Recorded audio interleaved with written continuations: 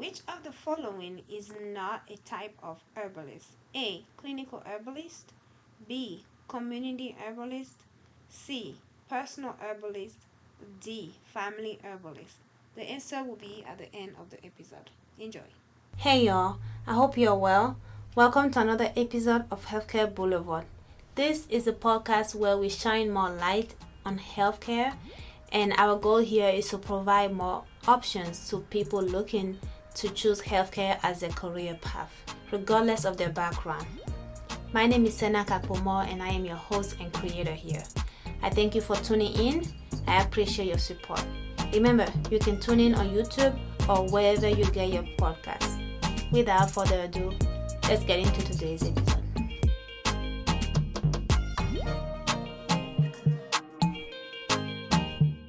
Healthcare Boulevard, my dear Vardians, welcome back to another interview, to another episode. I am here today with Dr. Sims, who is an herbalist, and I'm very excited to jump into the conversation with her.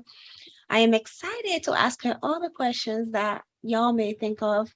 And if you have more questions after this episode, feel free to reach out, and I'm sure she will be happy to answer. Dr. Sims, welcome. How you doing?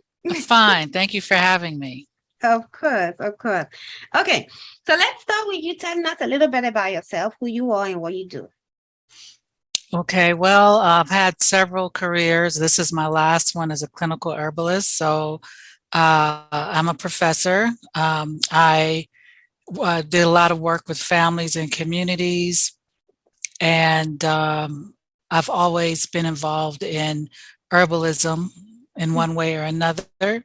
Mm-hmm. And so my focus at this juncture in life is us taking control of our health. Okay, I'm with it.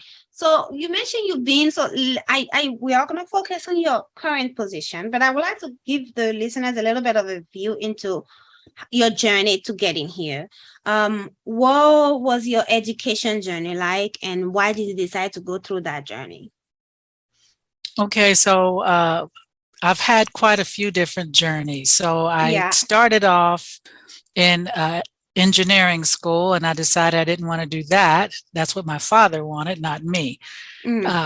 I have a bachelor's in communication studies, a master's in communication studies.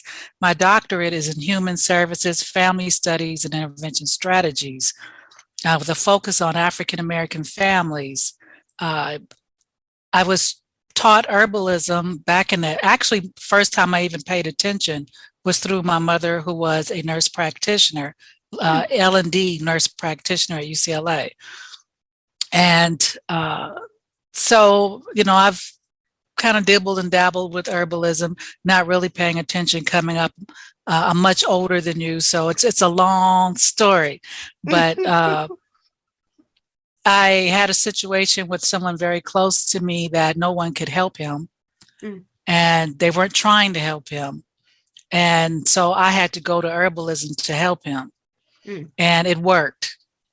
His recovery, after we got over all the horrible part, the recovery was swifter because of the herbs. So I started paying more attention to them. Okay. So as far as you being an herbalist, what was that specific training like once you decide to venture into herbalism as a career and as a calling, so to speak? Well, I'm an avid reader, so I read a lot of books. I've had 3 mentors. I still have a mentor. I think I'll always have one. I attended some classes. I learned about nutrition. I got into the advanced clinical track, and basically just doing my hours. People think that you just read some books and you're an herbalist, and I actually did a lot of clinical hours, so with my mentor. So it's been a very, not as long as a doctorate, but it's been a very, very focused, serious relationship between my herbalism, my scientific mind, and my mentors. Right. For anyone who may be perhaps be thinking about a different path or be coming from a different round, is there a straightforward way to say this is how you become an herbalist? I don't think there is a straightforward way, because you have to understand what herbalism is and how many different types there are. Mm-hmm. If you're, there's different types. So depending on what you want to get into depends on what path you take. I'm clinical. Right. So I look at the science of it, where a community or family herbalist won't do that. The hours that I put in, the average herbalist, they won't take that track. So it depends on what type you want to be. Okay. Now, how would you define an herbalist?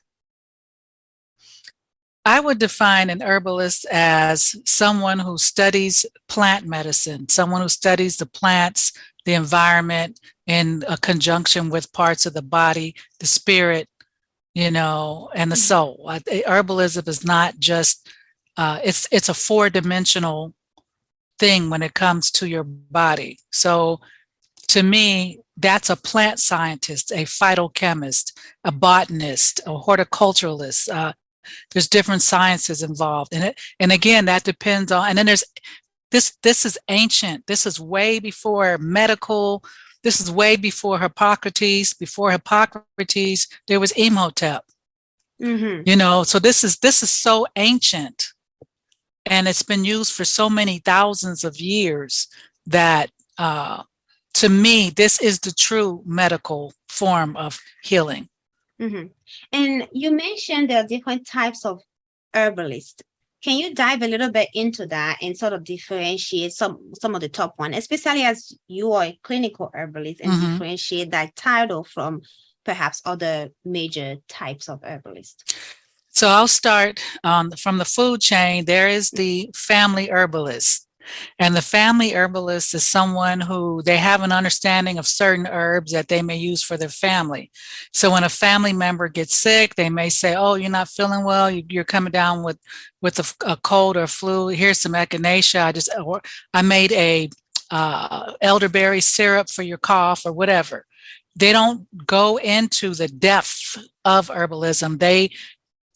They just may know what their family needs, and those are maybe there's 30 herbs that they work with to heal the family. Every family should have a family herbalist.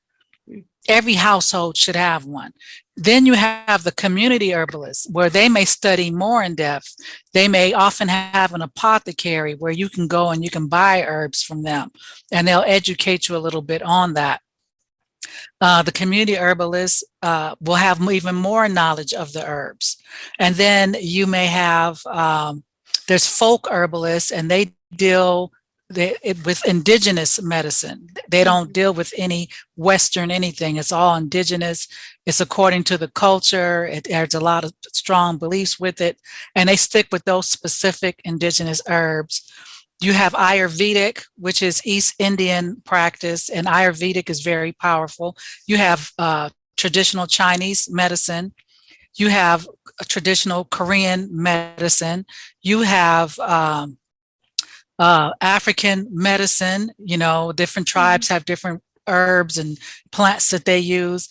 And then you have I call it foundational Black American herbalism, because during slavery times, if the slave owner got sick and the doctor said, I can't do anything for you, that's it, then he would go and call for that enslaved woman to come with her herbs and get him well. So you've got traditional Chinese, you've got traditional Korean, you've got indigenous medicine, folk, family herbalism, community herbalism, and there may be others that I've left out. But then you have clinical herbalism. Oh, excuse me. There's Western herbalism, and Western herbalism basically dealing with herbs here, and is a little more in line with allopathic medicine. And then you have clinical, and you have the clinical herbalist, and then you have the naturopathic doctor. So your allopathic doctor, he goes by all the science, and then your naturopathic doctor is science and some herbs, or he may have some other holistic modalities that he uses. And then you have the clinical herbalist, who is the bridge between the herbs, the ancient herbs, whichever they study. And sometimes we study it all, but we specialize in one or two different things. But then we look at the science of it as well. So clinically, I'm not just looking at the herbs and you can use this, this, and this. I'm looking at the property. I'm looking at your body, the medications you're taking, what this could do, the contraindications. So I'm looking at all that. So that's the difference. Okay, and thank you for going through all of that for us. Herbalism is something that I've heard more of nowadays, but still much less than I've heard of from places like where I'm from, where you mentioned it's more cultural, right? My mom and my grandfather was actually an herbalist, and so it's interesting. My mom used a lot of herbs. To this day, she barely uses Western medicine. So when you were saying family herbalist, I was like, maybe that's what I am. But anyway, that sounds cool. I'm going to put a title on it. Yeah, family herbalist, yes. Yeah, because anytime my husband is sick, he's like, can you make me that tea that you make me that makes me feel better? And I'm like, I got you, boo. That's the family herbalist, yes. But now that we know more about what an herbalist is and the different aspect of it, what settings do you work with right now? I know you have your own practice, so tell us more about that and why you started that practice. Well, okay, so I'm a professor, and about 3-4 years ago, I noticed, I can go through 180 to 200 students per semester. And I was at 3-4 different campuses. So you can imagine all the germs, all the colds, all the flus. And I didn't want to catch any of that. So I started boosting my immune system. I had a regimen that I would boost my immune system, especially in the fall. For some reason, in the fall, I would lose half my class because everybody would be sick.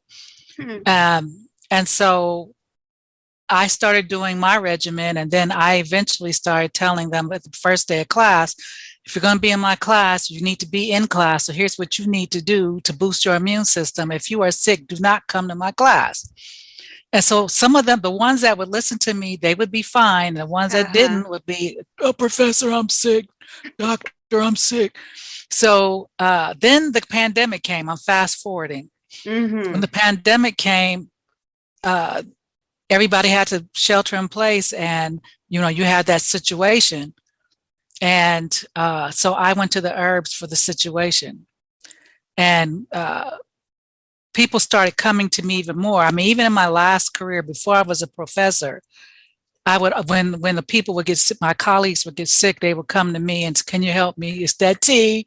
Can you tell me that tincture? Whatever. You were definitely the community herbalist, yes. if nothing else. Yes, I was a community herbalist exactly. then. See, I was paying attention. Aha!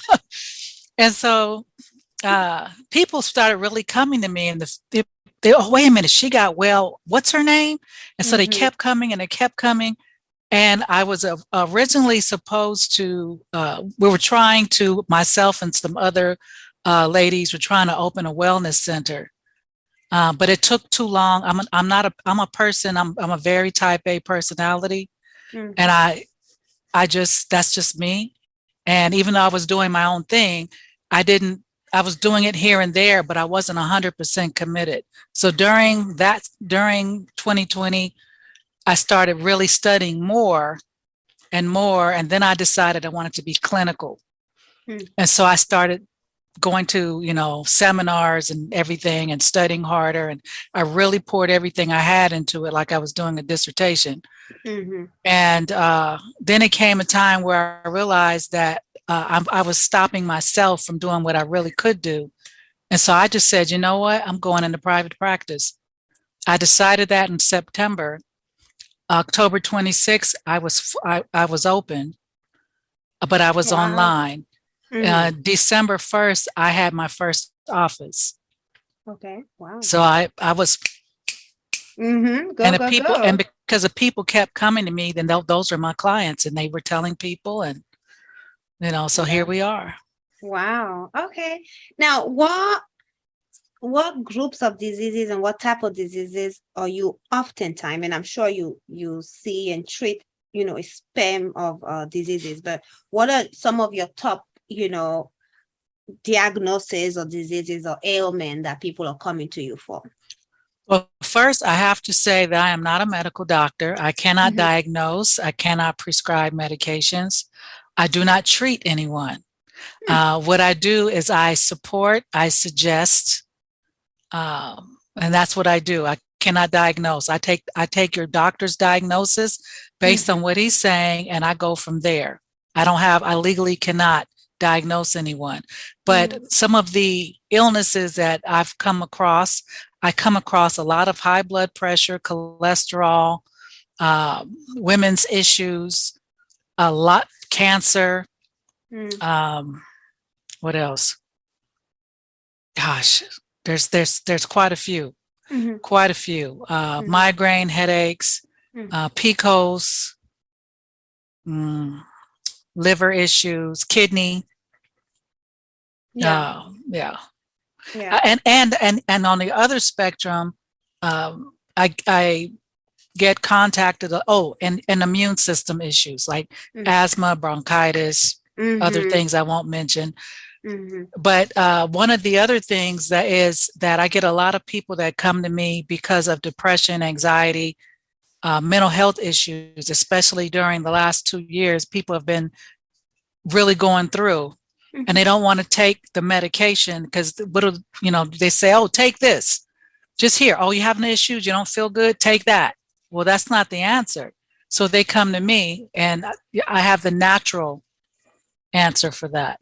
And that's interesting, especially, I mean, we all have, and across the medical field, have seen an increase of mental health, regardless of whether you're in the mental health field or not. What are some challenges that you faced as an herbalist? Really, the only challenges that I've faced are that most people don't really understand what I do. And they don't understand that it's a business. And so the way they would treat their MD is very different than how they would treat me. They look at me like I'm just supposed to, give it away. And I don't think they really respect the amount of education and time and hours and certificates that you have to get to this point. They don't understand. They really, most people don't even know what a clinical herbalist is. They've never even heard of it. The other side is a lot of people don't want pharmaceuticals anymore. They don't want it. But what the issue is that they're used to with pharmaceuticals, the symptom is gone fast. And herbs don't work like that all the time. Some of them do. They work really fast. But generally, because they're natural, because they're organic, sustainable, kosher, I only deal with those type. They take time to work. And oftentimes now, especially with the internet, everyone has ADHD. They don't have the patience for things to take their natural course and work with the body. And then the other part is they don't understand that nutrition is directly tied to anything working. And so they want you to give them something, but they don't want to change their eating habits. Yeah. I can don't second you? that. I can definitely second that. Yes. They want to eat. Everybody wants a quick pill. Yeah, they want the pill, but they still want to eat the pork and the pork rinds and the canned foods and the processed they still want to eat that and think it's going to be okay. Yeah. Now, what are some of your favorite part of being an herbalist? My favorite part, well, I love creating what I do. I don't have a lot of products that I resell. I create most of my medicinals. And I do that so that whatever I create works specifically for that person's body. So I love that part. The other part I love is actually getting to know my clients, because I spend the initial intake is 1 hour. I get to know things about them that their doctors will never know. They don't take the time to really listen, and listening and hearing their concerns, and I can relate to each and every one of my clients in some way. Mm-hmm. I understand. And so that connection, I like that. Mm-hmm. Yeah. And I love when they get well. Yes, I bet. That makes me very happy. I bet. To be a part of that, Yeah, yeah. What have you seen as what are your demographic of patient? Do you oftentimes only see adults, or are you open or capable of seeing children as well and pediatric? I'm more adults, and Mm-hmm. the majority of my clients are professional women. Okay. I do have some men that come, but generally it's professional women. That's the majority of my clients. Okay. Okay. Now that you have your business and you're working as an herbalist, what's your day-to-day like? I'm sure it's chaotic. It's never the same. I mean, you can see the headache on my forehead because you don't know you can't turn it off. People are, they're needy. And because you're an herbalist, they think they have access to you all the time, and they don't. And they also want, I want an appointment now, or can I come see you today? I'm not set up that way because I have to have your intake information 2 days before you can even see me, because I need a chance to really look at it and research and see what might work before I see you.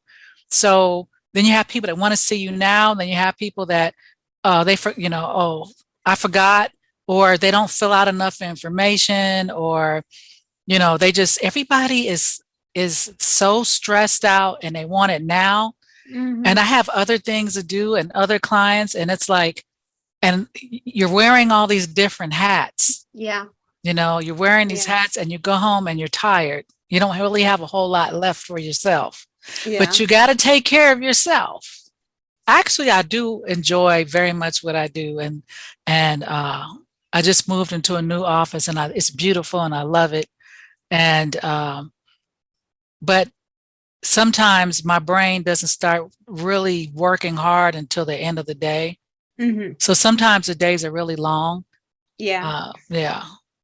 I feel that. Needless to ask, how is work-life balance? Huh? Yeah, I'll ask that just for fun. You're trying to be funny. I see that. It's I haven't mastered that yet. Yeah. I'm trying to, I figure by September I will master it, because I just moved. That whole move and everything, and transitioning took a month. And so I think that balance, I have to put up some barriers or boundaries so that I can have that balance. That's but fair. As you grow, then you realize that you need help. Mm-hmm. Yeah. And so I'm at the point where I'm starting to need help. And that's a beautiful thing, really. That is a great thing. Yeah. Especially as a business owner, a solo practitioner. That's a great thing. Do you work with any mentees yourself? I don't have one yet. When I do get one, I want someone that's very similar to me, that's eager, that's dedicated, that will do the work that I'm asking them to do. My mentor had me reading. I have to wear glasses now. He had me reading till my eyes crossed. And then he would quiz me, and I got to tell him what the whole book's about. Then I got to, I'm probably going to be just like my mentor. But I've learned so much from him. And being a professor, I mean, teaching is what I do. So I'm looking forward to the right person that's local, that will dedicate, that when they're supposed to be there, they can be there, and that person will come. Is that something that, as a mentee, what would you say is it something that requires a full-time, or is that something that can be done as a part-time? Oh, no. As a mentee, you're part-time. It takes, listen, I don't know everything there is to know about herbalism, and I will never know. And as a mentee, I can't tell you how many hours I spent. You can't do 40 hours a week as a mentee. You know, you have to have a life and you have to push back sometimes just for your own sanity. So Yeah. that mentee would be somebody part-time with me. Maybe they might spend 10 hours a week with me, but they're going to spend these other hours reading thoroughly these books that I ask them to read, taking classes that I want them to take, getting different perspectives on, you know, physiology, and you're going to have to learn psychology. And for me, you've got to know the sciences, because that's what I'm about. Yeah. Yeah. What is your future professional goals? Well, I would like to be able to grow my clinic and not have to be there, to be able to raise up a couple of herbalists, clinical herbalists, and all I got to do is just come in and oversee it. And so now I can relax. Yes. And just be the person that they can call and say, okay, I have this situation. What's your suggestion? You know, I'd like to have a network that I can say, I don't specialize in this, but this person does, and have that relationship, you know, so that the people can get what they need. Yeah, absolutely. Now, do you ever plan on writing a book or teaching herbalism in general in a, you know, classroom setting or otherwise? I've been asked to teach because that's what I do anyway. And as far as writing a book, I don't want to write anything right now.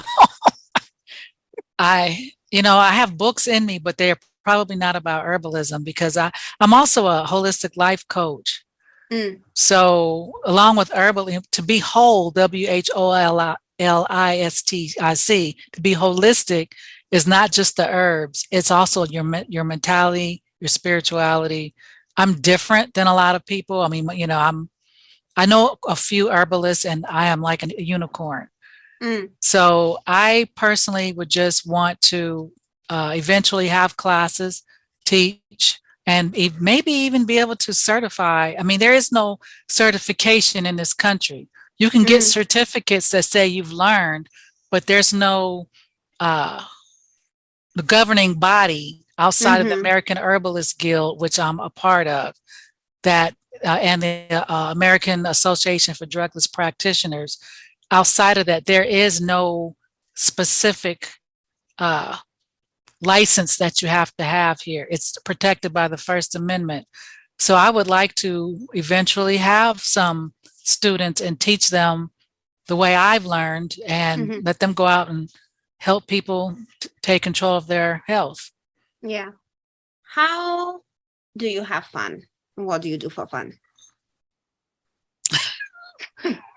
Fun to me would be getting on a plane and leaving the country. My type of fun. Yeah, that's my type of fun, is to go somewhere way away from everything and just be free. I spent quite a bit of time in Tanzania, and that's the freest I've ever been. I mean, because I wasn't, you go for a week or two. I was gone for a long time. So I love to travel. And if I'm not traveling, I love nature. I love walking in nature or hiking. The beach, I love the beach. I love music. Any concert, the music I like, I try to be there. I love music. So those are the things that I do in my spare time. Is I just and I love to write poetry. So that does not surprise me at all. No, no, you strike me as a spiritual and like autistic type. So I am not even at all surprised that you write poetry. I'm a flower child. Yes, you absolutely are. You're in the Bay. See where you are. That's my type of stuff. Yeah, I like to get off the plane and say, "Oh, look at it. Let me see what's here."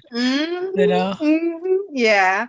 Last question before I let you go. Any word of advice for anybody, an aspiring herbalist? I would tell them, I'd first ask them, why do they want to do it? And can they be dedicated?